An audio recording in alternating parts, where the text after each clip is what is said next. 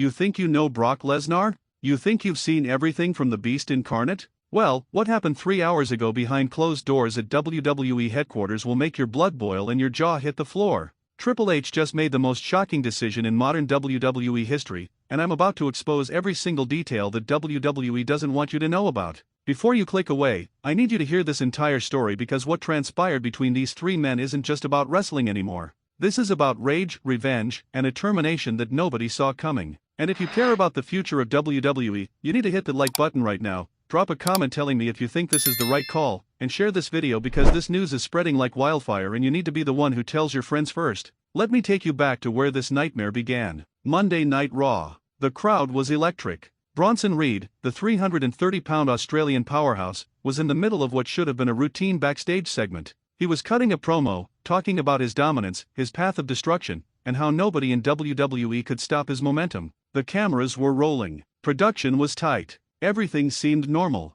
Then, out of absolutely nowhere, the lights in the backstage area flickered. Not the arena lights. The backstage lights. And before anyone could process what was happening, Brock Lesnar appeared like a demon crawling out of the depths of hell itself. Now, we all know Brock's entrances. We know the intensity. We know the focus. But this wasn't the Brock Lesnar we've seen in carefully choreographed segments. This was something primal. Something unhinged. Something that made even the camera crew step back in legitimate fear. Witnesses backstage, and I've spoken to 3 different sources who were there, told me that Brock's eyes weren't the eyes of a performer. They were the eyes of someone who had snapped completely. And what happened next will haunt Bronson Reed for the rest of his career. Brock didn't wait for a camera cue. He didn't wait for anyone to say action. He charged at Bronson Reed with a velocity that shouldn't be possible for a man of his size, and he drove him through not 1, but 2 equipment crates. The sound of those crates exploding echoed through the entire backstage area like gunshots. WWE personnel scattered like roaches when the lights come on. And Bronson Reed, this monster of a man who has been demolishing everyone in his path, was completely helpless.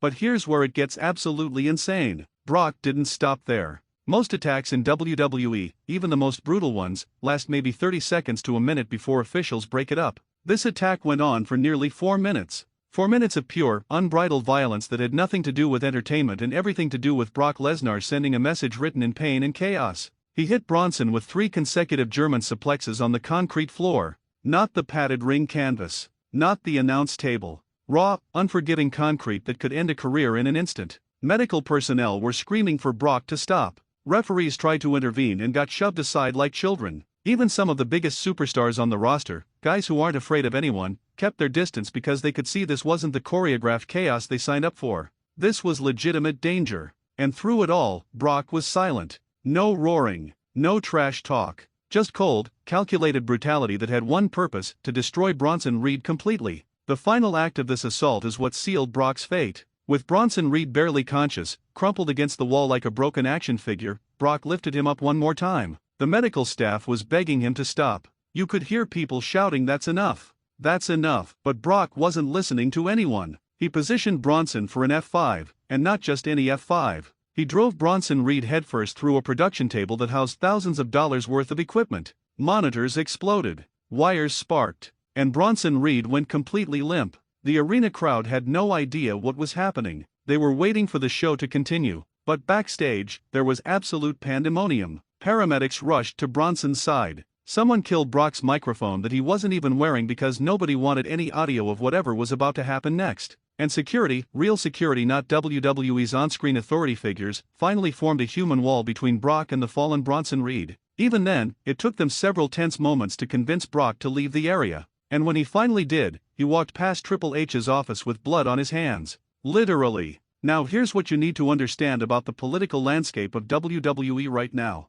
Triple H has been running WWE's creative direction with a vision of controlled chaos. He wants intensity. He wants realism. He wants the audience to feel like anything can happen. But there's a massive difference between creating the illusion of danger and actually putting your performers in legitimate jeopardy. And what Brock did crossed every single line that exists in professional wrestling. Within 20 minutes of the attack, Bronson Reed was loaded into an ambulance. The official statement from WWE said he suffered a concussion, multiple contusions, and a possible shoulder injury. But my sources tell me it's much worse than that. Bronson is dealing with potential ligament damage in his neck. The kind of injury that could require surgery and months of rehabilitation. The kind of injury that could have been prevented if anyone, had been able to stop Brock Lesnar before it went that far. Triple H was in an impossible position. On one hand, you have Brock Lesnar, arguably one of the most valuable commodities in wrestling history. A legitimate draw. A box office attraction. A man who can sell out arenas just by showing up. On the other hand, you have a locker room full of wrestlers who just watched one of their colleagues get hospitalized by someone who went completely off script. You have sponsors who don't want to be associated with actual violence.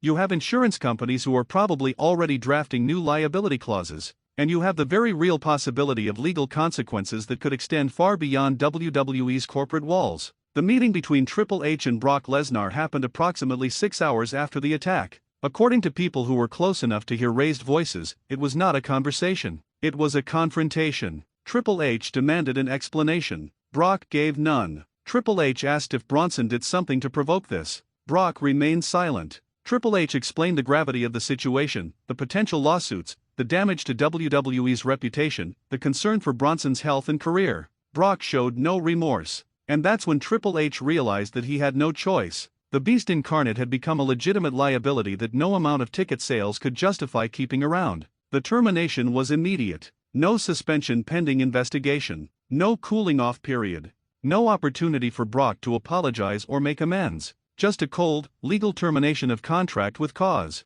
And the cause? Conduct detrimental to the company and endangerment of WWE personnel. Those are words that carry serious weight in any employment contract, but especially in an industry where physical contact is part of the job description. This wasn't a work. This wasn't a storyline. This was WWE officially stating that Brock Lesnar violated the most fundamental rule of professional wrestling: protect your opponent. Now, the wrestling world is absolutely exploding with reactions, theories, and questions. Why did Brock do it? What could have possibly motivated him to risk everything, his contract, his legacy, his reputation, to assault Bronson Reed with such vicious intent? Some people are saying there was backstage heat between them. Others claim that Bronson said something disrespectful about Paul Heyman. There are even rumors that this was somehow connected to Brock's ongoing negotiations for a new contract and that he wanted to make a statement about his value to the company by showing everyone that nobody else can generate this level of attention. But here's what I think is really going on, and this is where you need to pay very close attention. Brock Lesnar has always operated on his own terms.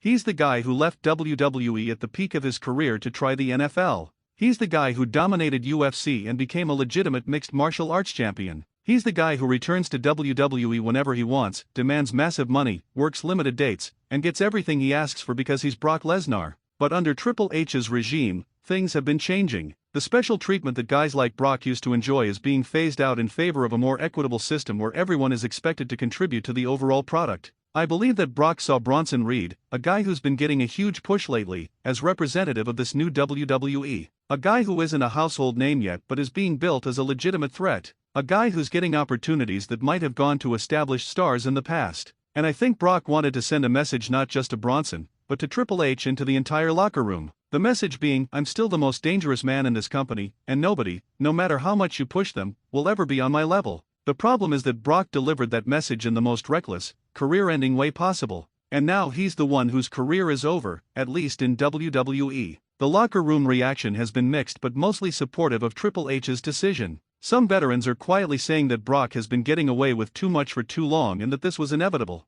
Some of the younger talent are relieved that management is willing to put their safety above star power. But there's also a contingent of wrestlers who are concerned about the precedent this sets. If WWE can fire Brock Lesnar, can they fire anyone? Does this mean that the days of intense, physical storytelling are over? Where's the line between working stiff to make something look real and actually crossing into dangerous territory? Bronson Reed himself has not made any public statements, and honestly, I don't expect him to anytime soon. He's in the hospital, possibly facing surgery, definitely facing a long recovery. But you have to wonder what's going through his mind right now. Does he understand why Brock targeted him? Does he feel like WWE did enough to protect him? Will he ever feel safe stepping into a WWE ring again knowing that something like this can happen? These are questions that don't have easy answers, and they're questions that WWE is going to have to address moving forward. From a business perspective, this is a disaster for WWE. Brock Lesnar was scheduled for multiple high-profile matches leading into WrestleMania season. His merchandise still sells. His presence still generates mainstream media attention. Losing him creates a massive void in the upper card that won't be easy to fill. But Triple H made a calculation that the long-term damage of keeping Brock around after this incident would be worse than the short-term financial hit of losing him. And honestly, I think he's right. WWE is trying to be a legitimate sports entertainment company with mainstream acceptance. They can't afford to be seen as a place where out-of-control violence is tolerated. So where does WWE go from here? Well, they're going to have to rebuild their main event scene without one of their biggest stars. They're going to have to address the locker room's concerns about safety and protocol. They're going to have to monitor Bronson Reed's recovery and make sure he gets everything he needs. And they're going to have to brace themselves for whatever Brock Lesnar does next. Because let's be real, this is Brock Lesnar we're talking about. He's not going to quietly fade away. He's not going to issue some apologetic statement on social media. If anything, this has probably made him even more dangerous, even more unpredictable. There's already speculation that AEW might try to sign Brock, that New Japan might make him an offer, that he might return to UFC for one more massive payday fight. But honestly, I think every promotion is going to think twice before bringing Brock Lesnar into their locker room after what happened. Because if he can do this in WWE, a company he's worked with for decades, a company where he has relationships and history, what would stop him from doing it somewhere else? The bigger question that nobody's asking yet is this: what does this mean for the concept of the Beast incarnate? Brock Lesnar built his entire persona around being uncontrollable, unpredictable, and dangerous. That character worked for years because everyone understood it was a performance. But when that character bleeds into reality, when it becomes impossible to tell where Brock Lesnar the performer ends and Brock Lesnar the person begins, it becomes a problem that no amount of kayfabe can fix. And maybe that's the real tragedy here. One of the greatest characters in wrestling history has been destroyed not by a bad storyline or a terrible match, but by the man who created it not knowing when to turn it off. If you've made it this far into this video, I need you to do something for me. Not for me, actually, but for yourself and for this entire wrestling community.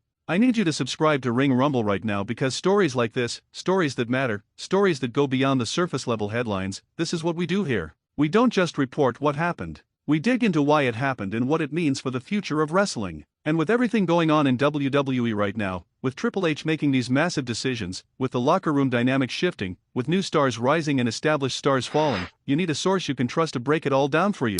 So hit that subscribe button, turn on notifications, and become part of the Ring Rumble family. Because trust me, this story is far from over, and you're going to want to be here when the next chapter unfolds. The wrestling world is in shock right now. Social media is on fire. Every major news outlet that covers wrestling is scrambling to get more details. And everyone is asking the same question: did Triple H make the right call? Personally, I think he did. As much as I respect Brock Lesnar's contributions to WWE, as much as I understand his value as a performer and a draw, there has to be a line. There has to be a standard of conduct that applies to everyone, regardless of how big a star they are. Because if there isn't, if we accept that some people are above the rules, then we're not running a professional wrestling company. We're running a lawless circus where the only thing that matters is who's the toughest and who's willing to go the furthest. Bronson Reed deserves better than what happened to him. He deserves to work in an environment where he can trust his colleagues not to put him in the hospital over personal grudges or ego trips. Every wrestler in that locker room deserves that. And Triple H, by making this difficult decision, by sacrificing short-term star power for long-term safety and stability, has sent a clear message: this is not the WWE of the past. This is a new era with new standards, and nobody, not even Brock Lesnar, is bigger than the company itself.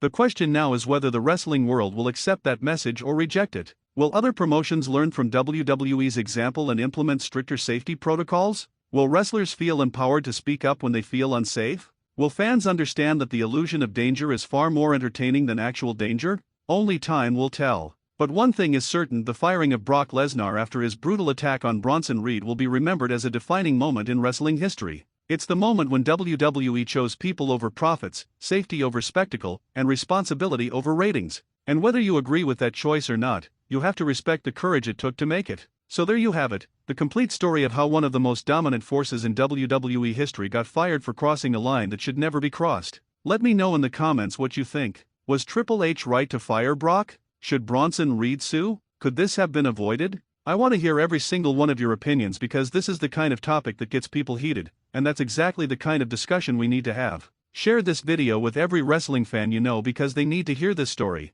And remember, here at Ring Rumble, we keep it real, we keep it intense, and we keep you informed about everything happening in the wrestling world. Until next time, keep watching, keep commenting, and keep rumbling.